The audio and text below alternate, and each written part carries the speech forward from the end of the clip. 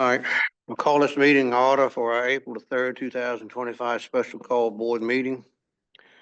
Welcome everybody here. First item on our agenda is to convene into a closed meeting, and I will entertain a motion. I need a motion that the Northumberland County Board of Supervisors convene in closed meeting pursuant to Virginia Freedom of Information Act, Sections 2.2, 3711, A29, discussion of the award of a public contract involving the expenditure of public funds, including interviews of bidders or offers and discussion of the terms or scope of such contract where discussion in an open session would adversely affect the bargaining position or negotiating strategy of the public body. Invited to attend the closed meeting as necessary are Luttrell Tadlock, Mary Dotson, and Drew Basie, as they are deemed necessary, and their presence will reasonably aid the board in its consideration of the topics to be discussed pursuant to Virginia FOIA Section 2.2, 3712F. All right, do I have a motion? So moved. Had a motion and a second. Second it. All right, all those in favor say aye. Aye. We're now in closed meeting, gentlemen.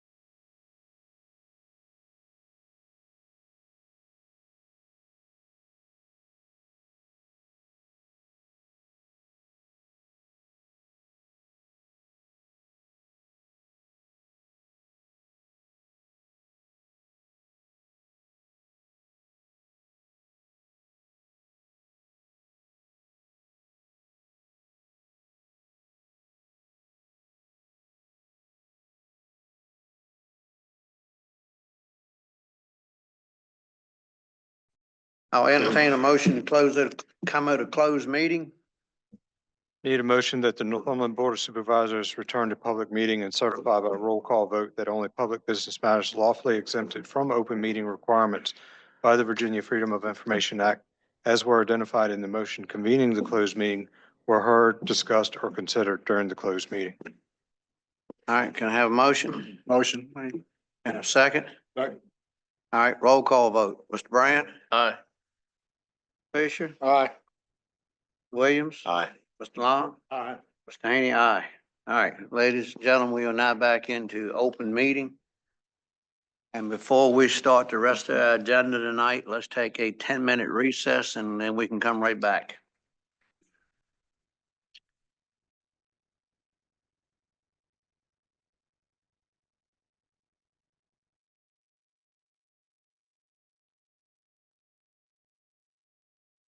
Ladies and gentlemen, we'll call this meeting back to order. Welcome everyone here tonight. Thank you all for coming. We'll get back on our agenda. Our first presentation tonight is legal aid.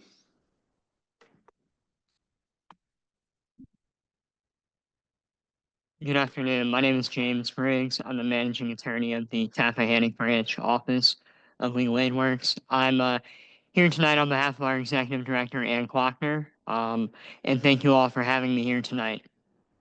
Thank you for coming. We are asking for level funding of $9,000 or $9,056. Our two-attorney office covers 7 counties, including Northumberland County. We represent low-income people who need an attorney in civil legal matters. Those include domestic violence situations, including protective orders, custody visitation, support matters, divorces, landlord-tenant and foreclosure matters, and Social Security, disability, and Medicare denials. We're the only agency in this area providing these services. In your county, there are approximately 1,727 eligible low-income persons who would qualify for our services. As an outside agency, we try to behave like an inside agency for the county by helping the county governments in 3 different ways. Taking the strain off of your social services safety net by lifting clients out of poverty with enforceable court orders of child and spousal support, as well as unemployment benefits that clients would not otherwise be able to obtain without our assistance. Helping the county court system efficiently run by helping those who cannot afford an attorney. As you all may know, pro se litigants tend to slow down the system quite a lot. And assisting law enforcement officers by obtaining civil protective orders for victims of domestic violence. We leverage that $9,056 in financial support to provide legal services that benefit your citizens. In the last fiscal year, we were able to assist 31 residents of your county. In the last fiscal year, the 3 offices of our agency obtained over $418,000 for our clients throughout the 17 counties that we serve. I have some brochures with me tonight so that you can provide them to any constituents that you may have thought of during this. And again, thank you all for having me, and thank you for your role in achieving the American ideal of justice for all. Thank you again for having me. All right, thank you. Now, Yes, sir. And I do hold on have some just a second. brochures. Okay, yes, sir. And I'll try to answer any questions Yes. that you all may have, but I am not the executive director, so I apologize if I don't have those answers. I can forward them to her, though, the questions. All right, that's all we ask. Yes, sir. All right, any board members have any questions? Yes, Yes, sir. you said how many members, how many citizens did you, 31? One, sir, that we were able to serve in the last fiscal year. Yes, sir. Okay, how'd you get that, come to that number? I mean, How do we generate the number?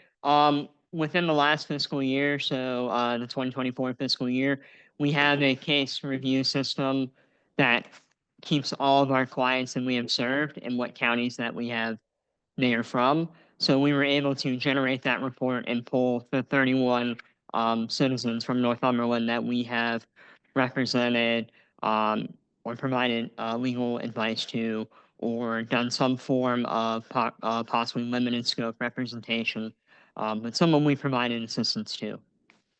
So you do have a brochure with the information? Yes, sir, I on it? do. I have a handful of them, and I apologize, I should have handed them out to them. Sorry for that. Do you have the numbers for like Lancaster, Westmoreland, Richmond County? We do, and I should know Lancaster because I was just there not that long ago, doing this same thing, but I don't have it off the top of my head. What I can do is I can ask our director to pull those numbers and provide them to you all. The numbers on the, yeah, I see, yeah. Yes, sir. And how many people did you say you helped this past year? We assisted 31 citizens, sir. Okay. All right. Any other board members have any questions? Staff have any questions? No, sir. All right. No, if there are no other questions, thank you for coming. Thank you all for having me, and I will check in on those numbers and try to get back with you on Westmoreland and Lancaster, how many people we serve there. In Richmond County? Do all Richmond three. County too? Yeah. Yes, sir. I right. know that. Thank you very much. Thank you. All right.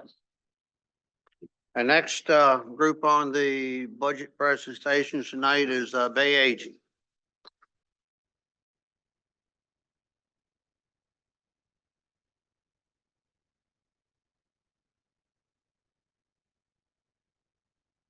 Does everybody have that?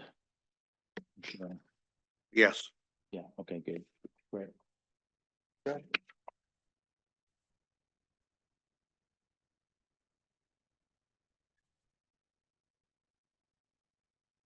This should be in your packet that I handed out to you. Yeah. It's all right in Yeah, that package yeah. right there. It's on Yeah, They're that's 20 pages deep.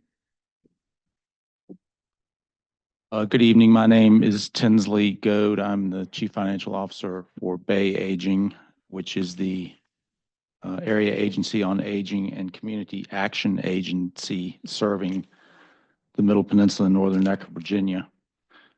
First of all, I'd like to recognize our board members from Northumberland, Mr. William Doyle and Mr. Bruce Craig, who is in attendance tonight, both of whom have served with distinction on the Bay Aging Board for a number of years. We divide our operations into three categories: health, housing, and transit. I will take a little while to talk about our health and housing activities in our request for FY25, and then hand it off to my colleague, David Foles, to discuss the transit request. For the health request to help offset rising labor, insurance, and other items, the cost of those items for fiscal year 26, we are requesting a 3% increase from the FY25 appropriation of which would take us to $16,701 in funding for the county for FY26. As the sheet you have shows, these programs served nearly 1,600 residents of Northumberland in 2024, and these services provided included nearly 20,000 home-delivered meals, 7,500 home care hours, information and education, caregiver support, emergency home repair, homeless interventions, and other services that help the citizens of Northumberland of all ages live independently in their communities. The impact sheet also shows more detail on the value the county residents and the county itself received from Bay Aging in fiscal FY24, specifically the important leveraging factor that results from your contributions, which act as the local matching funds that are required to access the much larger sources of funding from state and federal resources. In summary, every dollar contributed by Northumberland County in FY24 translated into $45 of services to county residents, and this takes the form of volunteer hours, matching funds, as I mentioned before, and also, as the story on your sheet illustrates, funds that Bay Aging contributes from its own reserves and resources, such as the story in the sidebar about building the ramp for a homeowner here in Northumberland. And we do that quite a bit now, thanks to our reserves that we have built up. I'd like to thank you for the opportunity to speak and for your continued partnership with Bay Aging as we serve the citizens of Northumberland. I'll stop here for any questions on that part, or we can take questions at the end. all right. Any board members have any questions? No questions, Portman? All right. All right, staff have anything right this second? All right. All right, I'll cede to the transit discussion. Yes, sir. That'll be fine. Good evening. I'm David Foles, Transit Director for Bay Transit. I'd like to thank you for 25 years of support for Bay Transit. We run a door-to-door transit system. We have 2 buses running 12 hours a day. We go to the citizen's house, pick them up, take them to the place where they need to go. Last year, we did 6,851 rides. Almost half of those were work-related. 29% were health purposes to get them to the doctor's offices. We also have a New Freedom program that runs outside of our normal service area. That takes citizens to the VA hospitals in Williamsburg, Richmond, Newport News. We were able to do 235 New Freedom rides, and those are age-related or physical needs rides. And we are asking for a 3% increase over last year's request. Any questions? Gentlemen, y'all have any questions? Approximately how many, citizens from Northumberland that you, had transportation for the New Freedom Ride? That would, out of the, let's see, this year we did 366 rides for Northumberland, so that would have been about 170 citizens.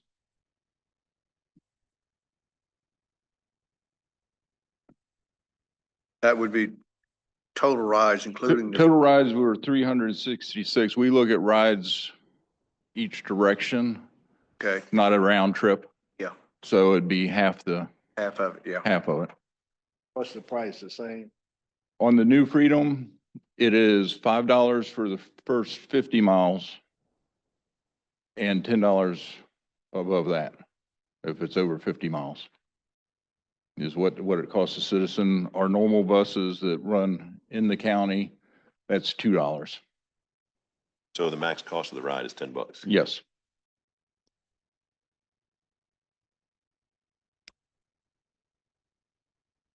All right, So any other no questions? No thought of income, Excuse me? no thought of income, you know, Northumberland and Lancaster has two of the oldest populations in the Commonwealth, and a lot of those on fixed income. Yes, but at $5. $10, not much to us, but $10 a whole lot to some people. Yes, sir. Want to take a look at that? This is justice.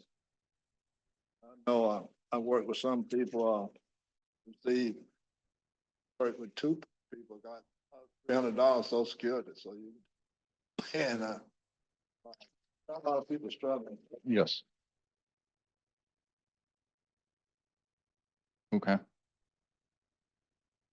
All right, any other board members have any questions? All right, staff have any questions? No, sir. All right, gentlemen, I appreciate y'all coming in tonight. We'll do what we can on your budget request. Thank you. All right, thank you.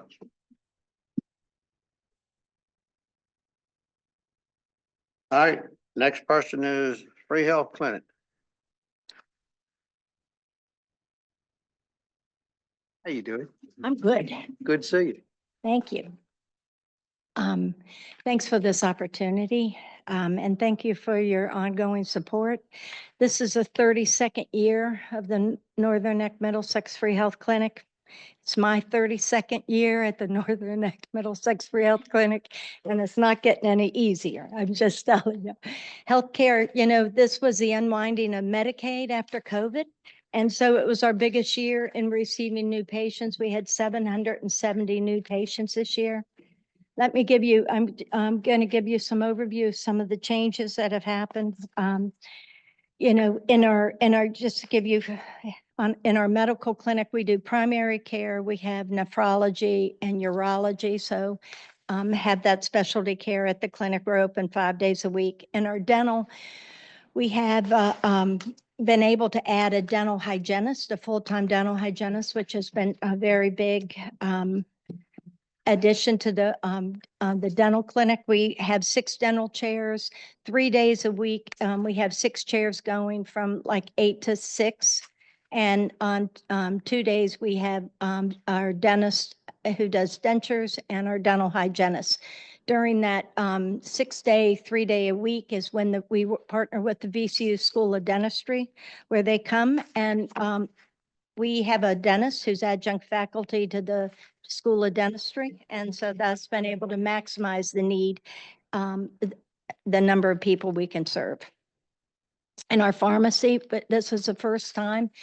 In August 1st, 2024, we hired a full-time pharmacist, Brittany Lewis. This has been a very major thing for compliance with medications because patients can get their medicine as they come to the doctor's office. Otherwise, they might have to come back or because we are only open 2.5 days a week in our pharmacy.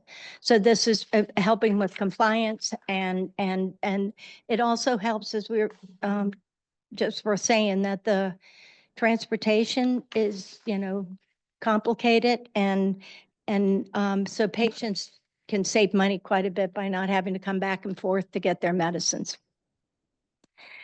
We had a new program that we added that we're really excited. Anthem Blue Cross Blue Shield stepped up and through our state association offered a replication of the HOPE initiative from Bradley, and it is about peer recovery.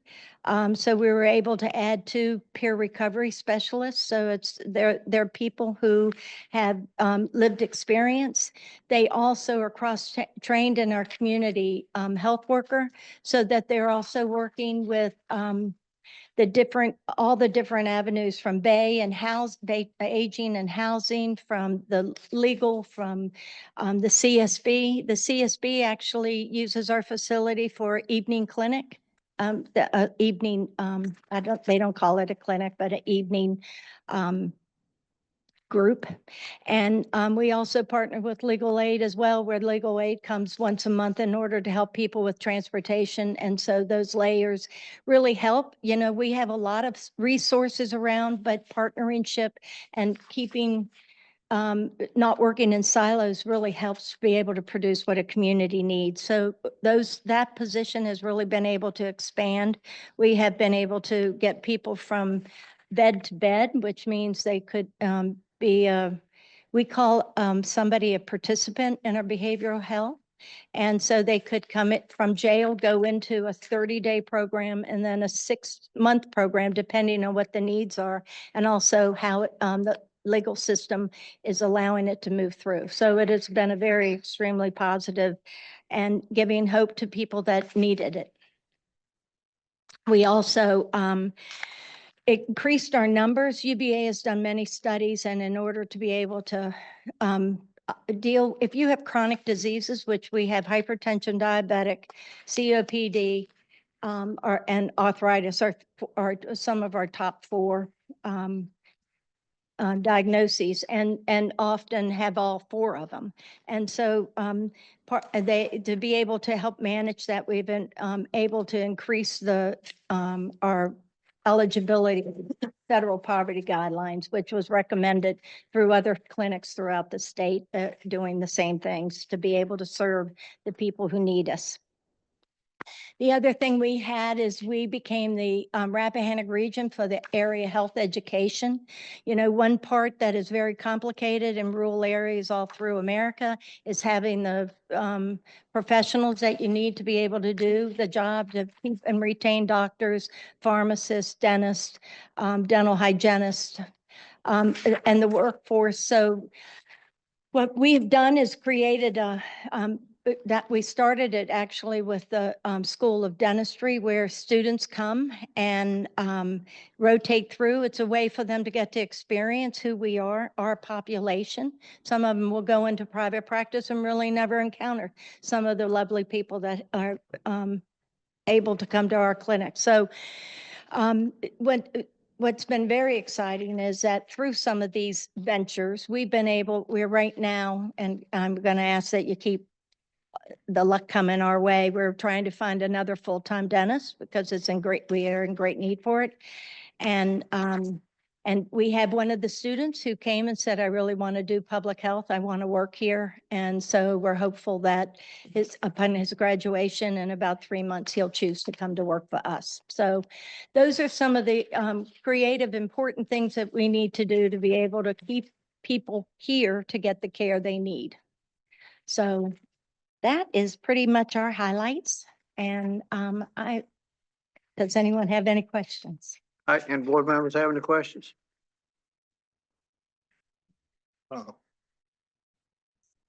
Long? Yes, I was trying to find out how many patients from Northumberland County. About 550. 550. Yes, sir. I think it's 565, but You base your ask on number of patients per locality as a percentage of the total budget. Is that- yes, sir. We But take you- 25% of the budget and then use it and use the percentage for the counties in That that the way. goal is for you to receive 25% That is our from county goal. funding, right? That is our goal.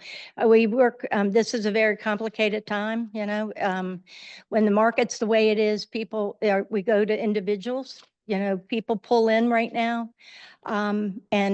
And so those are very complicated. We've asked approach the state as well as an association for increased dollars as well. So we really maximize all the spokes of the wheel and the fundraising wheel. And the counties have been a very important part to really help us move forward. So we appreciate anything you do and anything you can do. Is Lancaster the biggest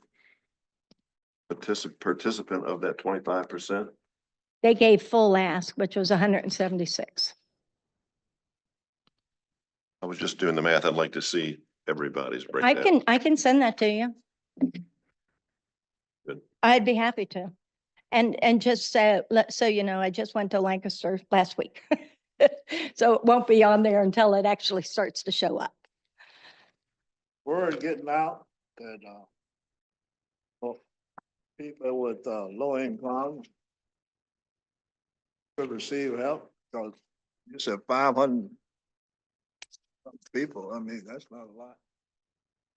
From Northumberland, there's more that needs, right? Right. No, I'm totally in agreement to that, not just here, but everywhere. But that is, that's one reason why we need extra staff. That's one reason why we bring in the creative approach of bringing in people to be able to help to expand. So we're pretty maxed out where we are right now with our staffing. We have very skeletal staff, and our volunteers are, we need more.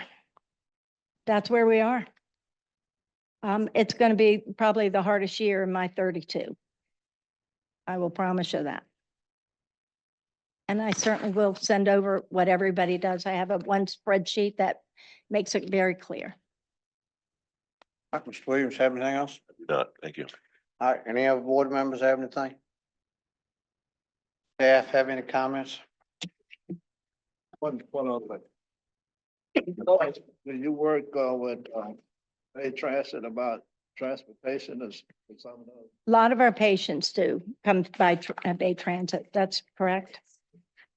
I think that and they're very open in all different ways. We're constantly talking about creative ways. This is a big area with a lot of land and a lot of distance between what people need to get to. So all of those things are complicated. That's why we try to make it a one-stop shop now, so patients don't have to keep coming back and forth to our clinic. Thank you. I appreciate your time. I appreciate you coming. Thanks so much. All right, thank you, ma'am. Good to see you again. I'll be back next year. Oh, yes. All right, I know you have. Thank you. Yeah, I know you have. I've seen. I had it right. All right. Next would be Middle Peninsula Northumberland Behavioral Health. Good evening. Yes, ma'am. Good evening. How is everyone this evening? Great. Doing well. Thank you for having me this evening. I am Amanda Campanola. I'm the acting executive director for behavioral health, otherwise known as the CSP. So what we are asking for today is with the Department of Behavioral Health and Developmental Services, each locality is required to provide a 10% match. We serve the local 10 counties of the Middle Peninsula and Northern Neck. For our request for this year is 79,387, which is an increase of $7,712 from last year.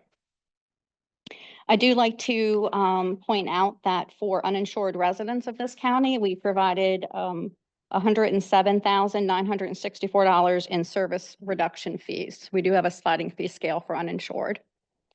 Our community impact, so we have served 285 residents of this county in behavioral health and developmental services, and an additional 652 individuals in our prevention and recovery services. So that's a lot of our outreach for our agency. Our recovery response team, which is a peer-led team, so that's everybody with lived experience. They are present in this community. They recently presented, I believe it was in January, at the library for the loneliness epidemic, and they attend most of the community events here also. We do have a counselor in the middle and the high school, and they also provide substance use services in the school, virtually and in person. And also our prevention program has provided a life skills training program to 93 of the sixth grade students here. And our wage impact on the county is $976,000. Any other questions for me? All right. Any board members have any questions? Say you have the service in the school, right? Yes. Okay, how do you get the information out to parents? Yes, so we are very involved in the schools, so the teachers know, and we do some outreach to parents, but mostly it's through the schools. The schools refer to us if they notice any problems with students, because we are in the school physically, yes.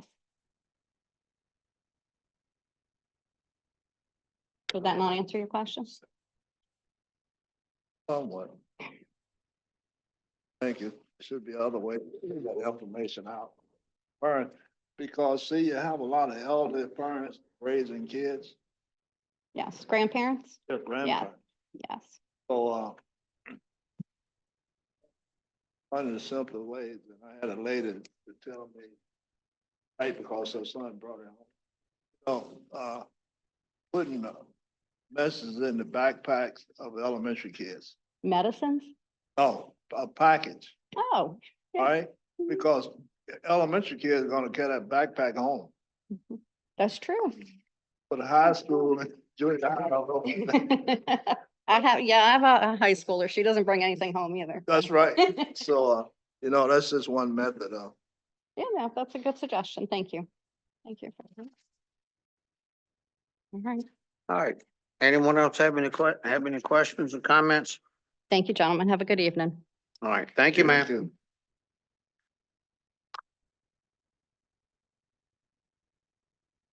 Next is Rappahannock Community College.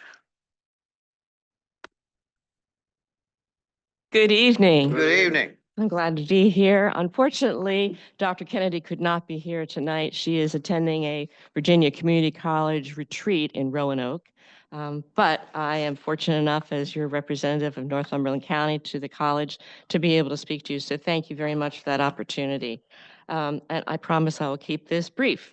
The college is aware certainly of the restraints, limitations that you have on budgeting. Therefore, we are not requesting an increase in funding this year. We would like to have the same amount, please, that we requested last year, which is $9,852. And we are very grateful for the fact that you were able to approve $9,565 last year. I'm hoping this year you are going to be able to fulfill our request for full funding with the additional $287. We are the only county out of the 12 that RCC serves that did not fully fund RCC's request to the counties. So if we are able to, please consider the additional $287 so that the $9,852 could be given, we would very much appreciate it. I know in the packet that you received, it outlined what this money goes for. It is operating expenses. It is curbs, it is sidewalks, it is a well in Glenn's campus. It's working on the water system, landscaping, grounds maintenance. That's what any of the funding that we get from a county has to be utilized in those aspects. We don't have an RCC campus in Northumberland County. However, there is an impact that we have on the residents, and I wanted you just to know some of the statistics. 101 county residents attend RCC for credit courses. 94 of our high school students are enrolled in our dual enrollment program.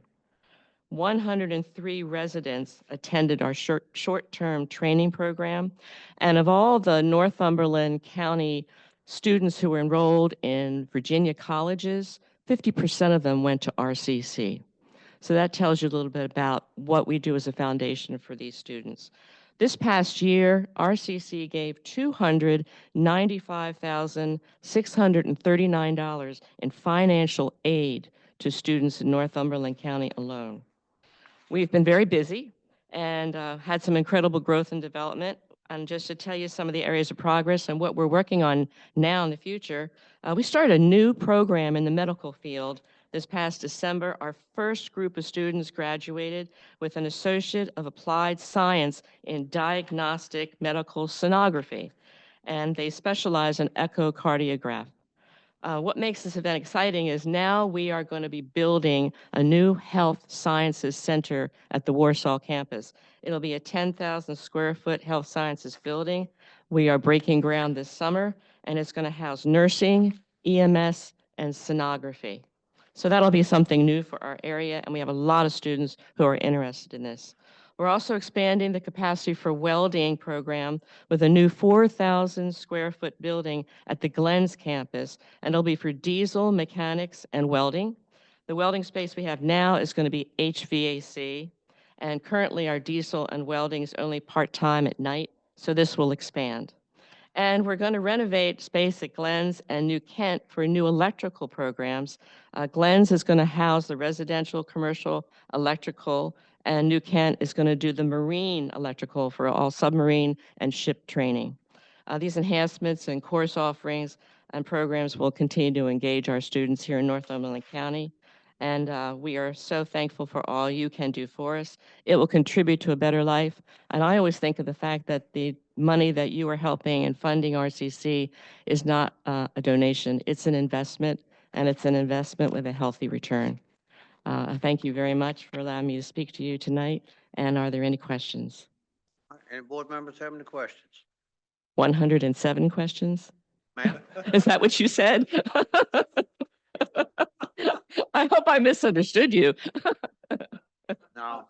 Any board members have any questions? Thank you very much. I know you say you have. All right, thank welding. you. You have welding, Glenn's has a well. Yes. you have plumbing. Did you say plumbing? Yeah, there's plumbing from the well, but we're working on there. We have had problems with that well at Glenn's, so we have been working on, I guess, just re-drilling that well, working on it, and then our water system down at Glenn's campus. And I can't give you all the specifics exactly right now, but I'd be glad to get it to you if you wanted to have that information. Thank you very All right, much. thank you, ma'am. Appreciate it. Next is the YMCA.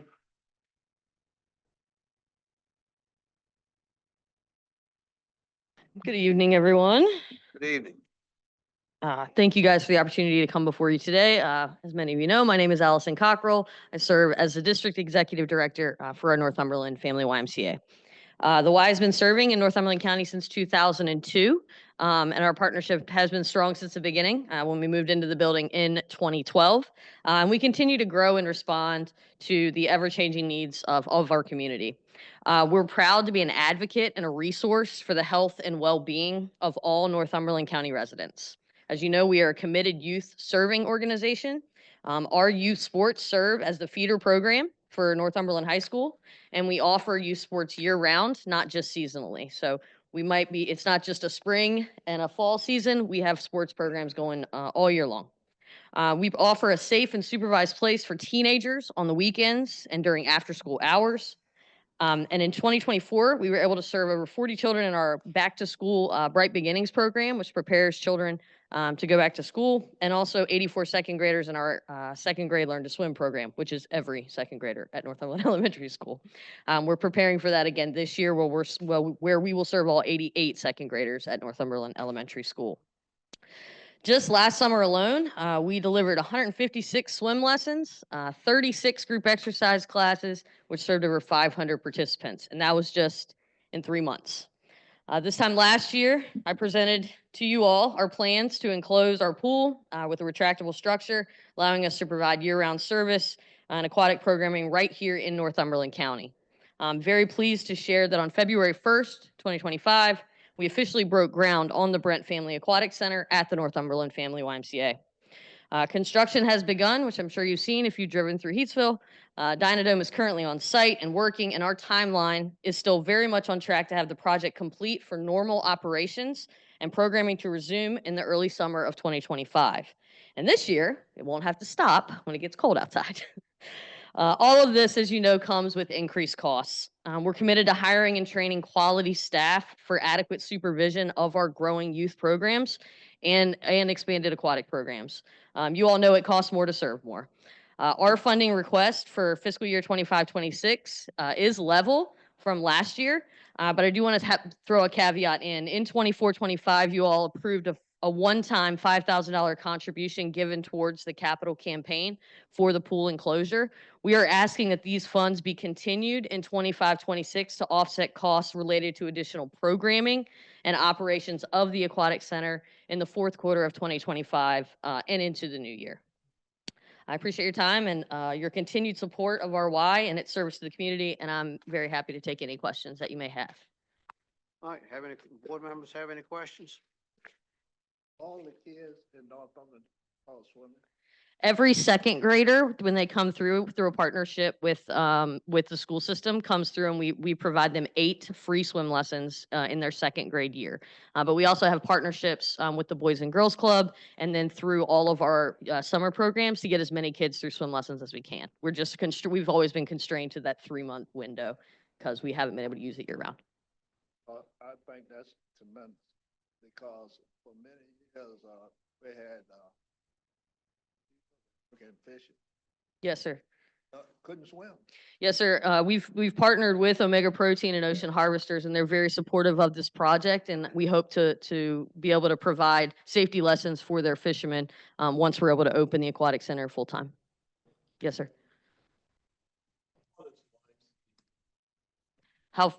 Which Y? The Y in Northumberland? 1896 is the first YMCA in the United States, in Boston, Massachusetts. But the YMCA of the Virginia Peninsulas, which is our association, has been serving the area for 126 years.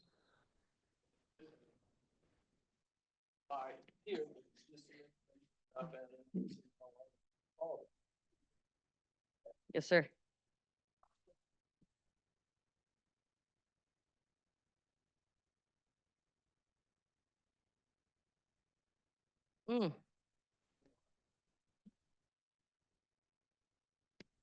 Yes, sir.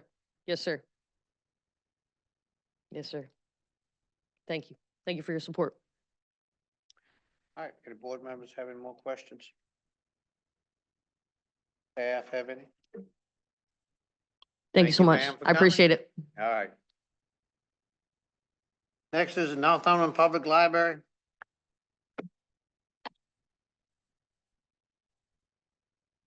Good evening. Good evening. How are you all this evening? All right. I bring with me the other hat that Miss Tucker wears because she's also my board president. And of course, you know me. But I thank you for allowing me to come and speak with you tonight concerning my budget request for 2025, 2026. And you do have the talking points there. In 2024, we provided service to 27,822 patrons and answered 7,450 reference questions with 14,830 people using our in-house computers. So we had a lot of use at the public library. Our Wi-Fi is available 24/7, and we offer various synchronous programs, including after-school program, a computer class on Mondays, which had 25 students this past Monday, and one-on-one appointments for computer instruction if people need it. The 2025-26 budget year is an opportunity for the county to continue their commitment to our partnership in service to the community.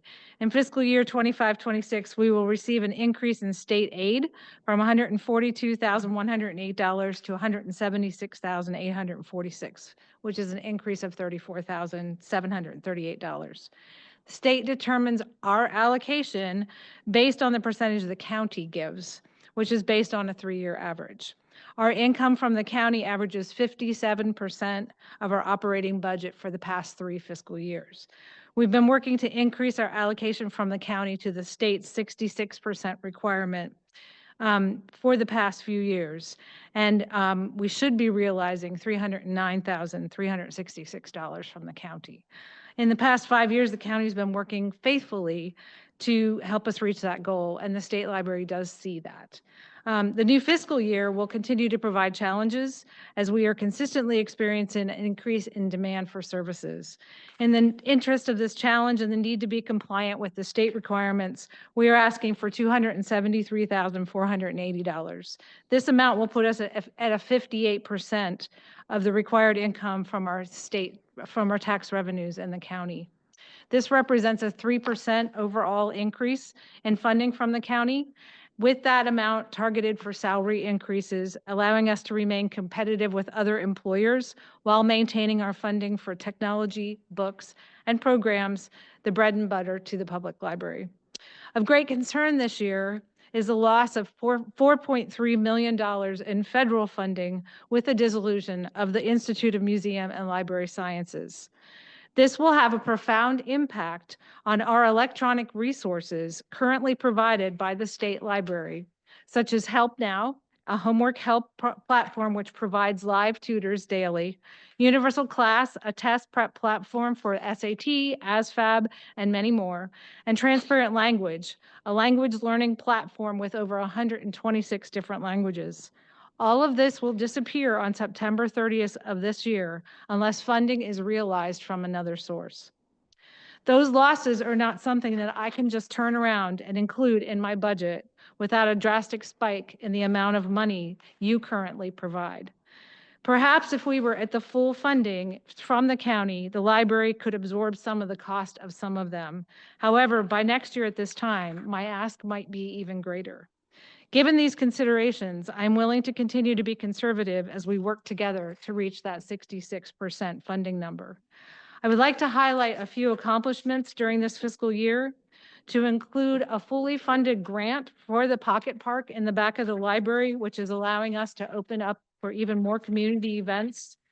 363 children's programs with over 7,000 in attendance, strong partnerships with the county schools, the YMCA, and the Boys and Girls Club, a continued staff retention rate of over 90%, over 53 magazines and periodicals free to anyone who has a library card, including over 3,000 online, and over 180,000 audio and ebooks that are available through our consortium.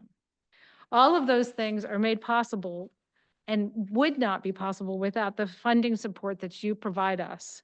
I'm very proud of the service that we offer to Northumberland County, and we look forward to continuing our partnership and working with you in the next year.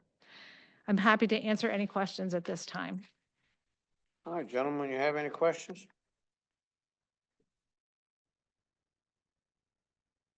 Ms. Blue, your services you offer, I think I've seen on your billboard, or to your flashing billboard, that you offer computer classes. That Every Monday from 3 to 5. every Monday. What's the cost on that? Free. All right, anyone can come. All you need is a computer. You don't even need a computer. We have computers that people can use if they come in and they don't have one. We provide laptops. Okay. Or iPads or phones. They can bring a phone. They can bring anything they need. I'm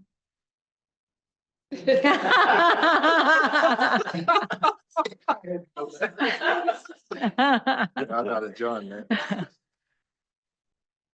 No. We do. We have a teen assistant who's helping with the computer classes as well, who comes from school every day and helps with that. And we also do one-on-one classes as well. So if you call in, you can make an appointment and a half an hour class, and we'll sit down with you one-on-one. I had a gentleman 2 days ago, it took me an hour to figure out what the problem was with his phone, but he went to the Verizon store and they said, it's $49. I said, no. I said, just come here. And he came and we fixed the problem. And it didn't cost him $49. So, Yeah, and I'm that's- happy to do that. That's good to know.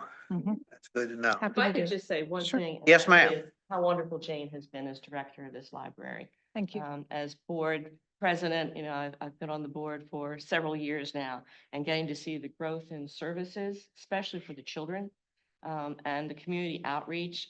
It's always exciting to see the new things that are happening. She has quite a vision for this library, and it really has been an enhancement to this community and a hub. And we are really very grateful that we have her. So I think it's important to say that to you so that you know that we feel that way. Thank you. Good. Thank you. Yeah, I know she does a very good job. Thank you. Even without Very good. internet today, because we had no internet, we have a satellite internet on the mobile library. We took it and moved it inside so that people could still come in and use the services. So we have ways to work around when things kind of fail. But we had a lady come in who said, so does your internet work even when there's no breeze line? And I said, well, it does. She goes, oh, it's your generator, which you all helped me fund. So thank you very much. Because when there's no power, we still have power at the library, which people really appreciate. So thank you for that. Okay. That's great. Thank you so much. All right, thank you. All right, next is emergency service, Chief Paulson.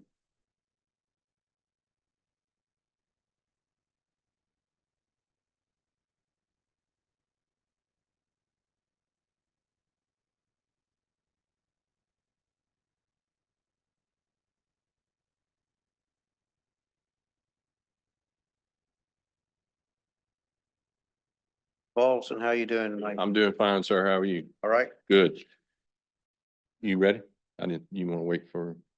Okay. go ahead. All right. Thank you, Mr. Chairman and board members, for the opportunity to come before you tonight and discuss the budget for emergency services. I believe you have everything that I had submitted to county administration in your packet. And I won't go through everything to bore you tonight, but I will highlight some of the things. For the most part, we are requesting level funding with the exception of a few items. The first one I'll start with is the overtime. That did go up a little bit, and what we are doing is we're watching that pretty closely, so we may adjust that a little bit just to give you a heads up. We're looking at the current fiscal year with the holiday adjustment in that so that we can come back with an accurate number for you. The maintenance and service contracts went up a little bit, and that is due in part to the medical distribution program that we have in place. There are certain parameters that we are regulated to have, and that's all the alarm in the room that has to be monitored. So that is another expense that has come to us. We also have the Stericycle that we have to have to send back or destroy medications that have expired or have been used and wasted. The alarm that I spoke about is an addition, and then we have a tracking program to track the narcotics that we carry on the ambulances. In order to track that appropriately, we have leveraged a come on through. We have leveraged a app that the medics can use on their phone or on the tablet to track that medication from the time we receive it from the distributor until it's given to a patient, and that is a regulation of the DEA that we have to do that. The next part of that is the Office of EMS, the EPCR software. This is a software that we use to distribute the data to the Office of EMS. It is a requirement that we distribute that data to them. They do not, however, regulate the vendor that we use. However, the state had been paying for that up until this fiscal year, which they are not doing anymore. So we have to pick that up.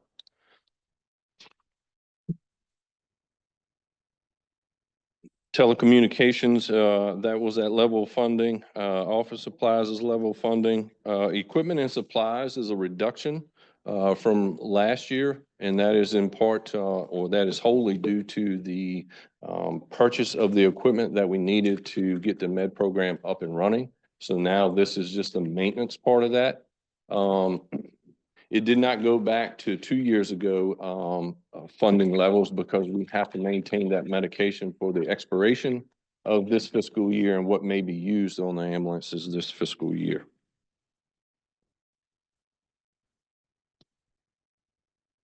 Uniforms is at level funding. Tuition reimbursement went up. Last year, we put $6,000 in tuition reimbursement. This is a new program that we started this fiscal year that we are in.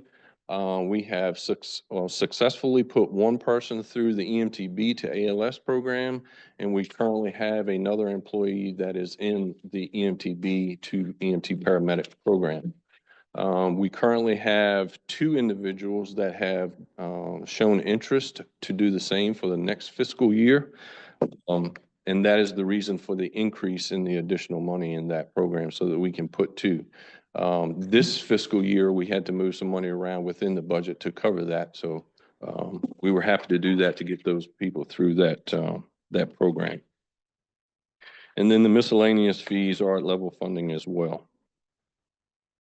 And I'll take any questions on that before we go to the next parts. All right, any questions for Chief Alderson?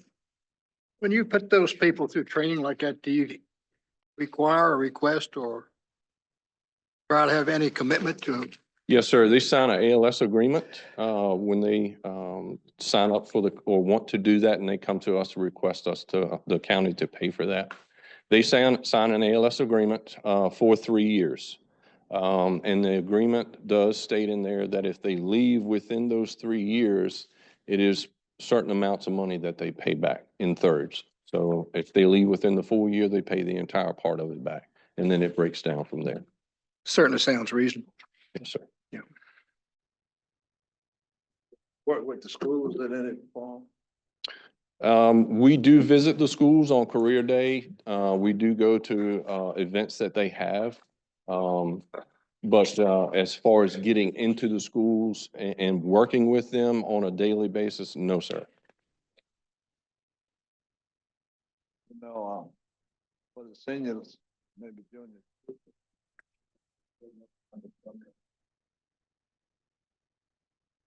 And we do that on career day. Yes, sir. That is the purpose of the career day. We go in with other agencies and we talk to the seniors and juniors and try to get them interested into our program. Yes, sir.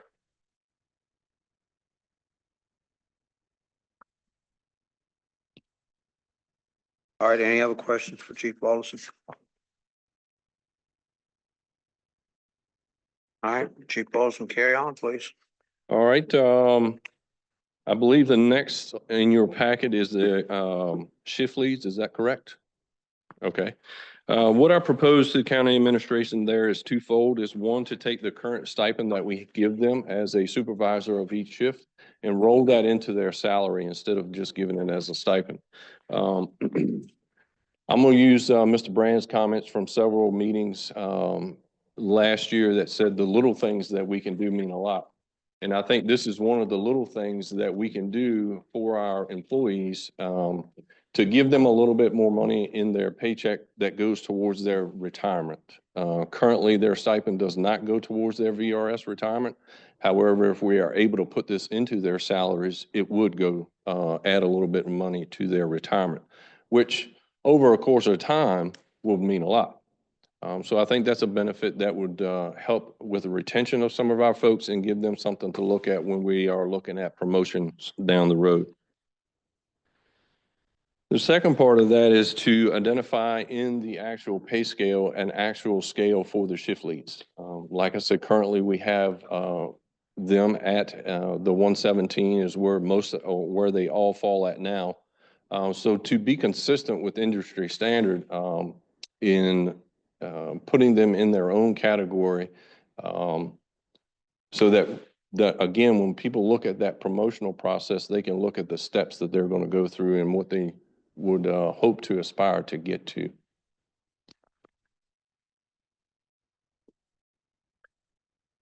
And again, I don't have the benefits portion of that in that. That would be something that Mary and County Administrator would add to that to get the total figure for that. I'll take questions on that if you want, Mr. Chairman, or I'll move on. All right, questions? Any board members have any questions? All right, proceed on. Okay, again, the little things that we can do is the collateral duty stipend.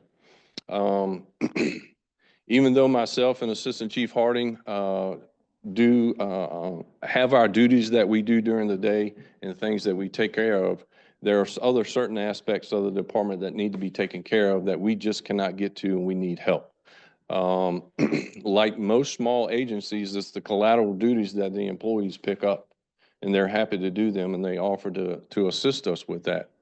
So in doing so, I'd like to be able to give them a little incentive for doing that.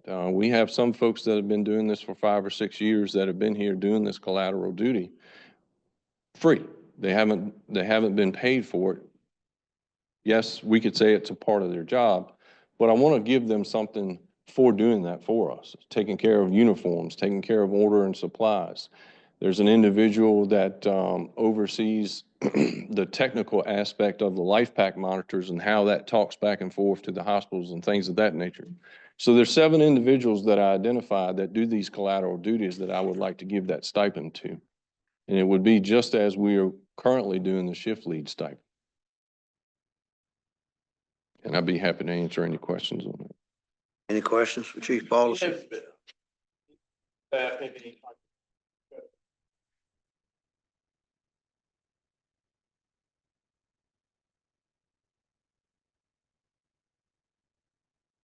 Yes, and that person is just taking over that role this year. So that is one of the folks that I'm looking at here that could help us out with that. And they are currently helping schedule vehicle maintenance now.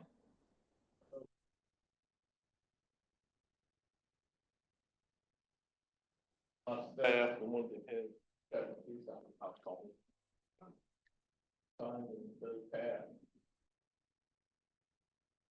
and the cost savings done in-house.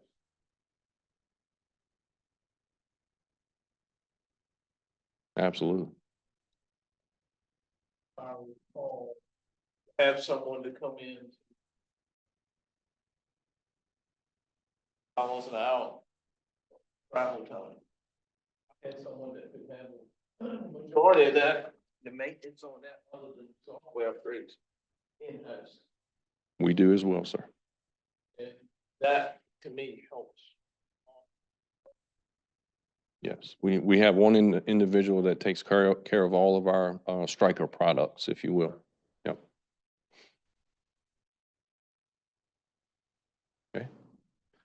I believe the last one in your pocket is the years of service increase.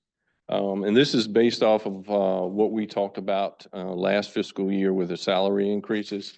What I'm asking is to continue that just on a yearly basis on the categories that you see on the bottom.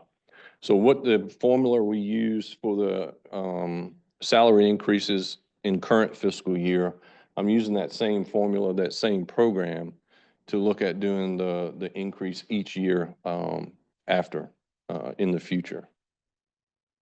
So as you can see, for FY26, that would equal $10,400. Again, it goes to the longevity of someone knowing that they can look at that document and see that there is an increase every year to their salary.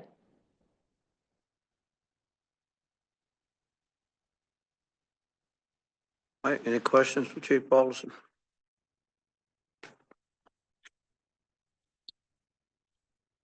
Staff have any questions?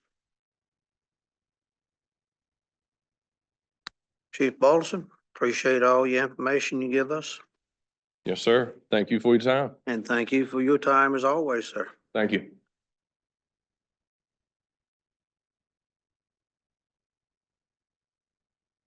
Next, person would be Sheriff Beecham.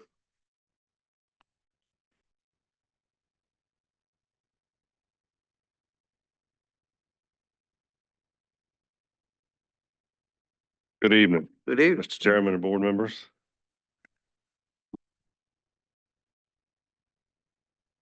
Don't know how good I fixed that. All right, we'll start with the sheriff budget. Or do you want to do animal shelter budget? Okay. All right, I'll hit some of the larger increases, and of course, we can certainly ask questions and talk about those smaller ones. The General Assembly, it looks like it's a 3% increase for constitutional officers and employees. So I'm asking 3% across the board, also for the county funded positions. There's also language coming out of the General Assembly for a 1.5% bonus for comp board employees, and I'm also asking for the additional money to fund across the board for county positions as well. That's going to be full-time only on the bonus. Next line item is part-time, 3% raise for part-time, but I can absorb that in my line item. I just would like the language in the county's minutes. All right, the big one. This is a request for an additional $35,000 to cover overtime cost. Our overtime shot through the roof this year with vacancies again. We are fully staffed for the next couple of months, and I'm hearing I've got somebody retiring, so we're going to fall right back into being shorthanded once again. I've also lost 3 and getting ready to lose another dispatcher, so I'm 45% down in that. We are hiring people, but they are without experience. So I have to match them with somebody who does have experience. And when my experienced people leave, I have to lean on my supervisor and one of the senior dispatchers to work extra shifts. So I can probably whittle that number down. I want to adjust holiday pay. That's one thing that we started out strong probably before I was sheriff. I had to whittle that down because of cost once I became sheriff, and I'm probably going to have to whittle that down again to try to get that 35,000 number down. But that's the number I think I would be comfortable at moving forward without having to come back to the board and ask for money.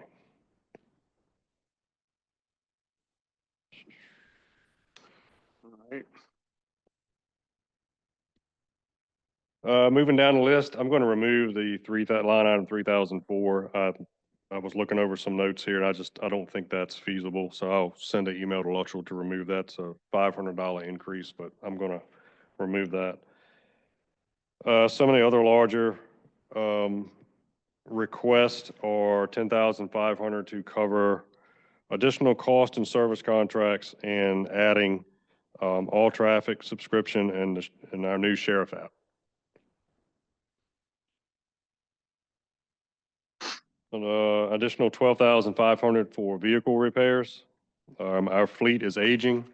For example, the 2 vehicles that are moving to spares, they just came out of full-time. One had, 3. One had 141,000 miles, and I can tell you that's stretching it for a police car in a rural area. That one is one that you guys surplused a couple months ago. That went up for auction today. The other 2 are probably 110,000 miles maybe. And that's a good point to move those cars to a spare status so they're not full-time on the road. But we're going to have more vehicles approaching the 100,000 mile mark that we're going to have to keep in full-time service. So the additional 12,500 for vehicle repairs. You know, we haven't put a transmission in a vehicle in a long time, and this year I had 2 fail. One I did not replace and one I did. And the one I did was $6,700 repair. That hit my vehicle budget, repair budget pretty hard.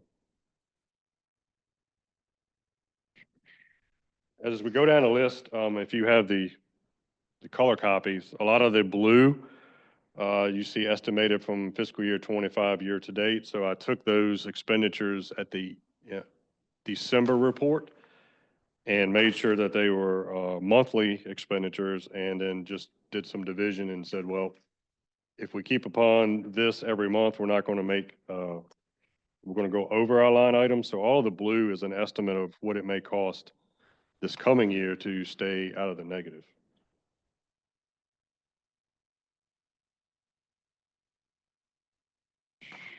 One note, there is an increase at the Rappahannock Regional Criminal Justice Academy. That is the tuition that we pay once a year based on the number of people we may send up there. They have increased dues a lot this year, and our share would be $4,200. That's based on our officer and dispatcher population. And I have to send in that we may send 2 to 3 a year. It's kind of a guess. Sometimes we don't. But the way I'm being short-handed, it's probably more than that. So the average is right now is we're sending 2 to 3 people a year through basic training, whether it's dispatch or law enforcement. And then there is some in-service training there as well. The largest increase is $61,500, and that's to install a new security camera system throughout the sheriff's office building. Our current camera system was installed 9 years ago when the building was new. They are beginning to fail, and the system is not recording data properly. We've had several incidents in the booking holding room and in the lobby where the deputies had to go hands-on and nothing was recorded. We have had some replacement cameras due to lightning strikes or power surges, but the entire system is the same age as the building. And getting 9 years out of a security system, I think, is very good, without having to replace the DVR or the whatever else is there to drive the system. The system I have quoted, which should be in your packet, is Verkada. This is the same camera system that's at the schools, and we would have access to their system as well. So the dispatchers will be able to log in. We could log in on our phones if we had to respond to an emergency, and we could see, pick a camera and see what's going on in the buildings. That's why I chose this company.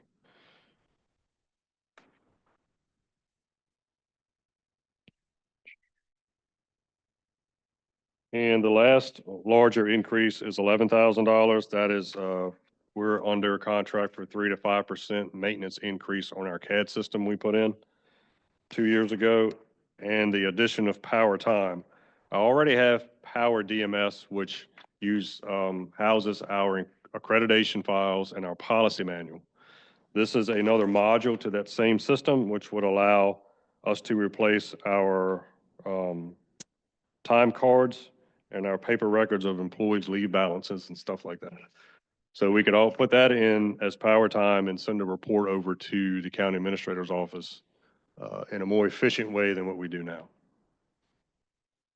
So that's some highlights on the larger increases I see, but I'd be glad to answer any questions about any increases I've asked.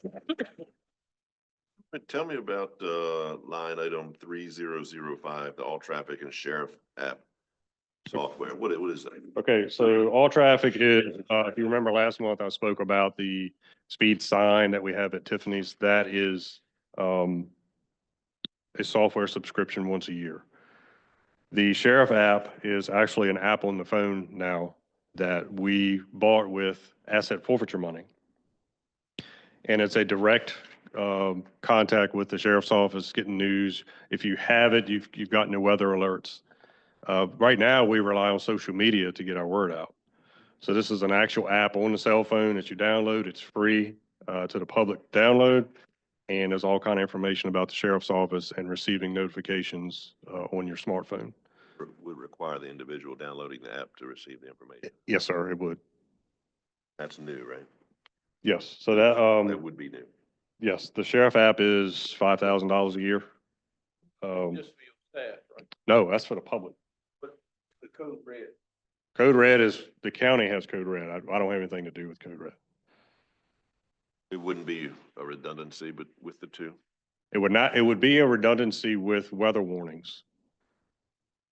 Otherwise, we could push out news, we could push out, hey, there's it's a traffic incident on Route 360 in this location, please avoid the area.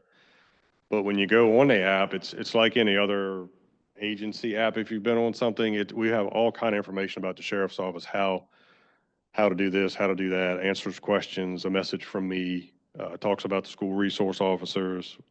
It's just a ton of information at your fingertips about the sheriff's office. And you could submit a tip, anonymous tip if you wanted. And I'll be glad to come back and talk to the board about it. It's a great tool.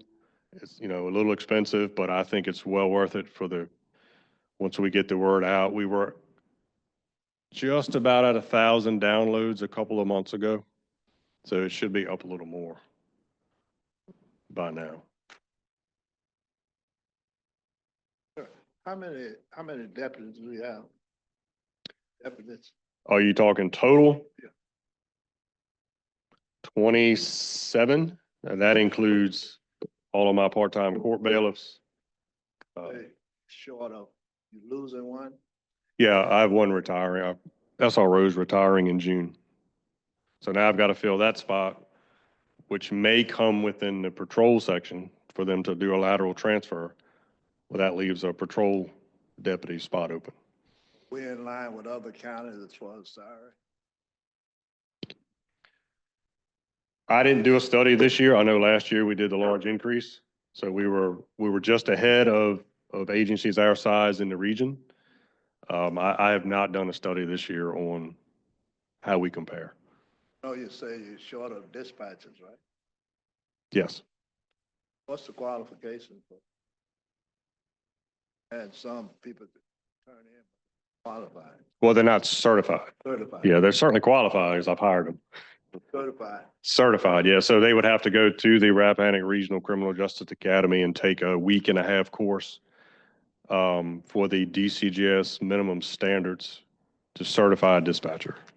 And then they have, it's kind of work at your own pace. A lot of them can finish it in a couple of days. It's the VSIN license now. We used to have to go to Fredericksburg to get that. Now that's online. They'll have that course at the elementary school. We have DARE at the elementary school. Sadly, when we lost Deputy Keeve, he was our DARE instructor at the middle school, which we have not replaced. We've replaced the position, but not the DARE instructor. So DARE is only taught at the elementary school right now.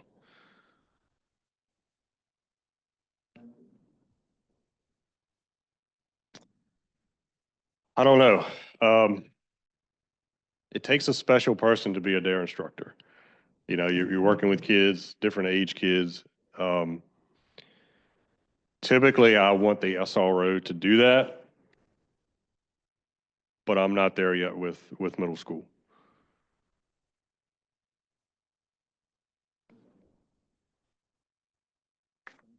You're welcome. Sheriff, how many staff do you have in your office now? Staff total? 41.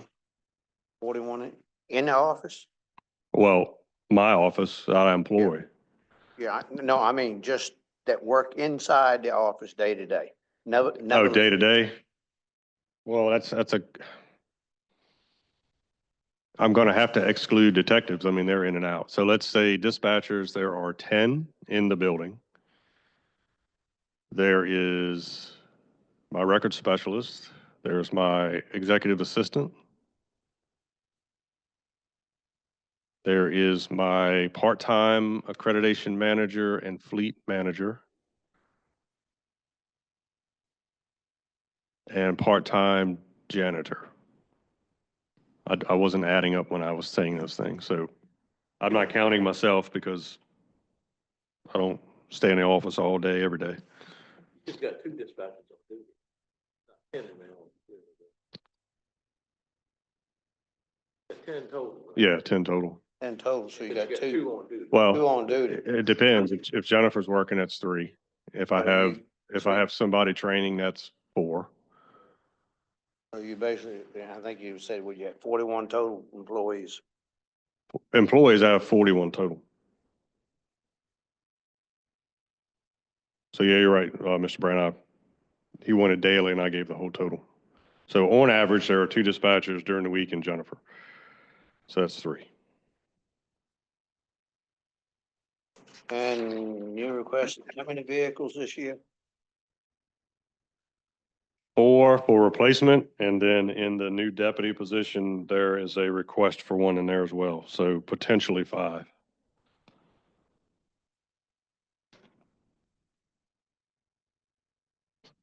All right. And what are you looking at purchasing this year? Are you talking about, Cars, by Ford, Chevrolets, so I have on the request, BMWs? I don't know that I like a BMW. Better get it for the tariff. I wouldn't. I have requested, if you've seen the 2 marked pickup trucks, I've requested 3 of those.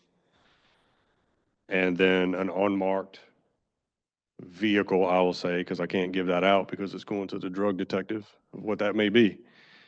But it will be an unmarked vehicle. All right, now, question is, why going to pickups instead of staying with cars or SUVs, what you want to call them? So last year, the pickup trucks and the SUVs were tit for tat on price for upfitting turnkey, getting here on the road. They were the same price. We've had very good luck so far with the pickup trucks. The only complaint I received is they're longer and they can't turn them around in the road fast enough to get behind somebody as quick as they could with the SUV, catch somebody speeding or whatever. Other than that, they love the room in them, the ride. The fuel mileage is probably better, believe it or not, than the SUV. So we looked at also, when the time comes, a resale value. Now, The resale value will definitely be up. yes. I think the pickup trucks, I think Ford caught on to that. Hey, we're selling more police pickups than Explorers. Our Explorer is our flagship of our police market. So they've either decreased the price of the Explorer $2,000 or increased the price of the truck. I don't know which one, but they made a price adjustment to move police agencies back to the Explorer. All right, what other disadvantages between the pickup and the Explorer? Besides, can't make the circle as quick.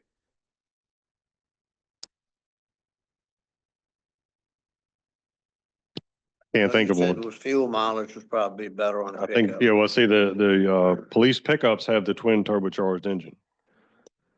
Typically, and I have one personally, and typically even just running around here, the fuel mileage is good for just driving around in a 4-wheel drive pickup. I don't know of any other disadvantage of the pickup truck versus the SUV. All right, how about the amount of space requirements? Well, there's no requirement. What we did was, traditionally, we've always had a partition between the driver and the back seat all the way across the vehicle. That left the entire back seat open.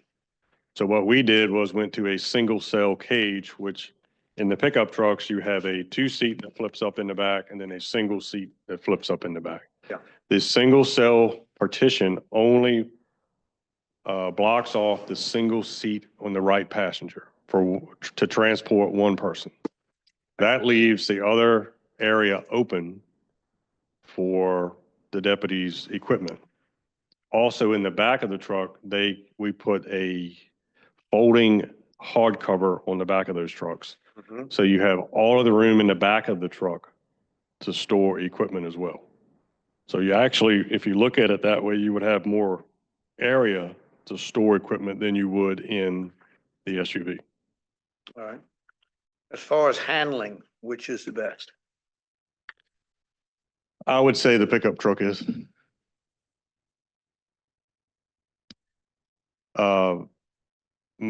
My county truck is actually a police pursuit rated vehicle as well. I was the first one to get one to try it out. The suspension under that and the tires that they put on it, the brakes that they put on it are much larger and to me better than the SUV. Their width is more, if I'm not mistaken, than the SUV as far as the distance from center to center of the tire. It could be a little bit. I think that's wider. Yeah. They're actually they're special made for that type of truck. And it's actually a light truck tire, not a passenger car tire. So you have more sidewall ply, you have more tread, ply in the tire, period. The truck's actually rated, and not that I would never do it. The truck's actually rated for a speed of like 128 miles an hour. And for 0 to 100, it's the fastest police production vehicle made in the United States. Okay. We're talking seconds, okay? The Charger, well, I don't think they make any Chargers anymore. The next vehicle may be a second or two slower, so we're not talking about a large gap. But for them to make a four-wheel drive pickup truck, pursuit rated to handle speed and turns, and make it the fastest production vehicle made for police, that's a pretty good vehicle.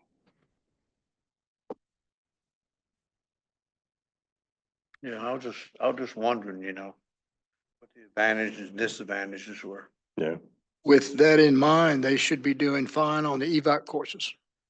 they should be. And that's what's going to count on the road.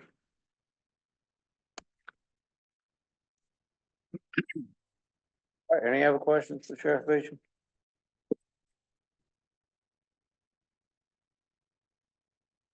Questions? All right. So I do have, that's the operating budget. I did put in another request for an additional patrol position. Nothing changed since last year except the salary hiring range because our salaries went up. And I've had a range to be able to, if this position is approved and somebody came along with either experience or certification or both, that I would have room to hire them at the pay scale we have without coming back to the board and asking for additional monies. All of the needs and justifications are the same as I've asked for before.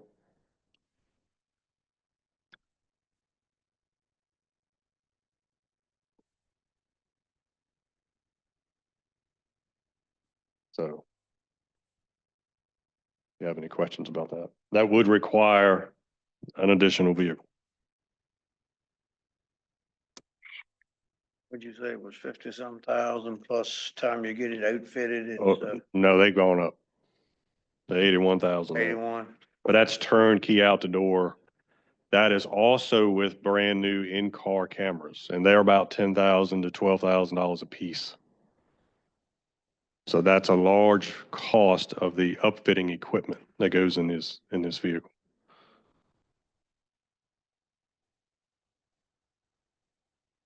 All right, any board members have any questions or any more questions? Not right now. Not right now, all right. And if you do, feel free to email me or send them through Lutz or whatever you want to do. We'll start to do that. Okay. Or I can come back, whichever. It's always better. I can do that. Just let me know. Sheriff Beecham, thank you very much, sir. Oh, I have animal shelter. Oh, all right, yeah, that's right. Forgot about the animal shelter. Don't forget about those folks. No, can't forget about them. No, I'm glad you said so.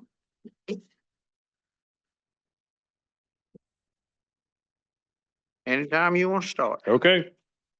In line with requesting 3% salary increases for sheriff's office employees, I'm also asking for 3% in full-time employees.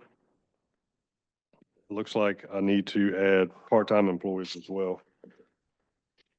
An additional $1,000 to cover overtime costs there. There's only 2 people down there that are eligible for overtime, but they have been working a little extra. We also have turnover in the part-time employment there. So the 2 full-time employees, which is the manager and assistant manager, if you will, are having to pick up the time to cover there as well. So overtime is up a little bit.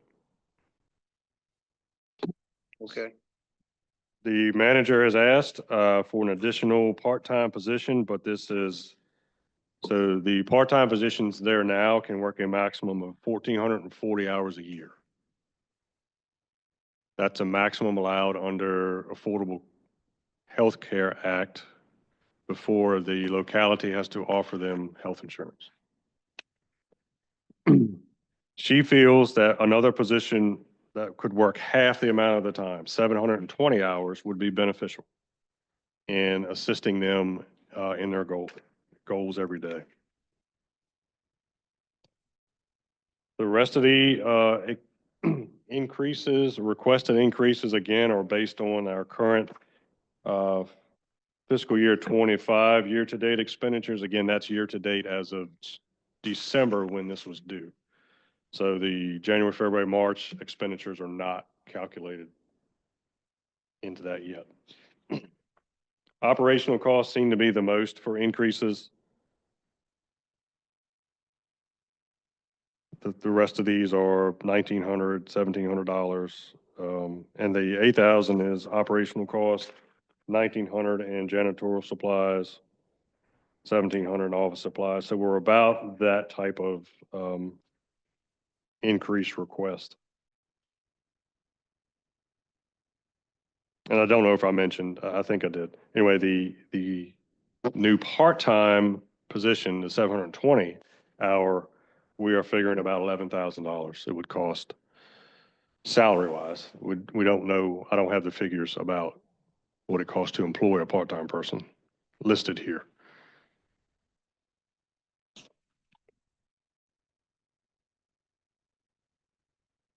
That's all I have. That's all you got, man? Sheriff Beecham? Animals, yes. What's, Yes, Anyone sir. have any questions, for Sheriff Beecham, on an animal shelter? talk to one of the, all right. What's the age limit as far as someone helping it?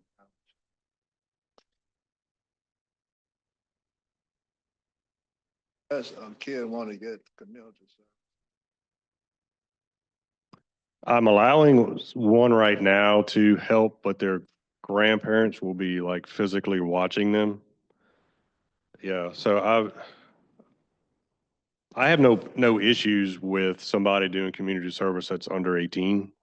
I would rather them probably have to stop at around 16. You know, didn't probably need their own transportation or way there. I usually don't have requests that, so I don't know if there's an age. I'd have to check with Luttrell on, you know, I guess just general insurance coverage if they got hurt there to see if they're covered. A parent asked me, she wanted a kid. Okay. Yeah. All the volunteers are covered under a kind of a general insurance policy that we have, or the county has down there. That kind of spills over to those that do community service who are adults, typically a traffic offense or something like that. I don't know about a minor. I'd have to check on that. You're welcome. All right, any other questions? Sheriff Beecham, thank you very much, sir. You're welcome. Thank you for your time.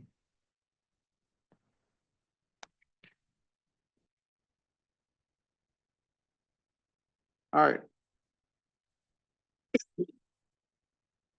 All of the budget requests we have tonight. Next would be county administrative items.